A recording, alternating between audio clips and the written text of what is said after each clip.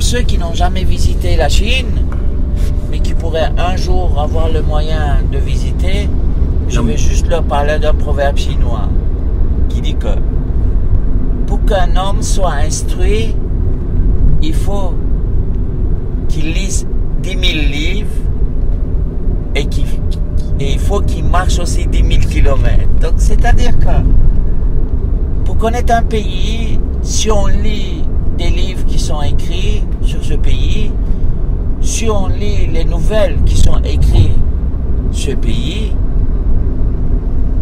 on a juste vu le pays avec les yeux des autres. C'est-à-dire que tu dois lire 10 000 livres, mais tu dois aussi voyager 10 000 kilomètres. Donc, il faut voir pourquoi, pour comprendre, ce n'est pas nécessaire. Et souvent, les nouvelles, par exemple, moi je vous donne un exemple, à travers de ma vie de nomade, j'ai appris que dès qu'on médite, dès qu'on parle d'un pays, quel que soit le pays, quel que soit le peuple, quel que soit le continent, si j'ai le moyen, le temps, je cours vite à l'aéroport, je prends un avion, je vais là-bas. Parce que souvent j'ai découvert que la médisance vient de la jalousie.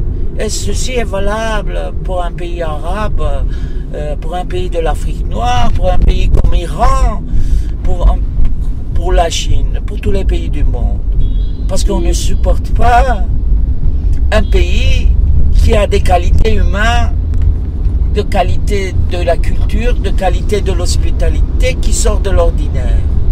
Et c'est la jalousie qui fait qu'on médit d'un pays. C'est la même chose aussi pour les individus. Donc, si jamais vous entendez parler mal d'un pays, je vous conseille d'aller voir. Bien sûr, vous préparez vos voyages et vous n'allez pas descendre dans un pays où il y a la guerre sans se renseigner, sans trouver des contacts qui vont vous guider, et vous allez découvrir la beauté cachée de la Lune. Voilà, c'est tout.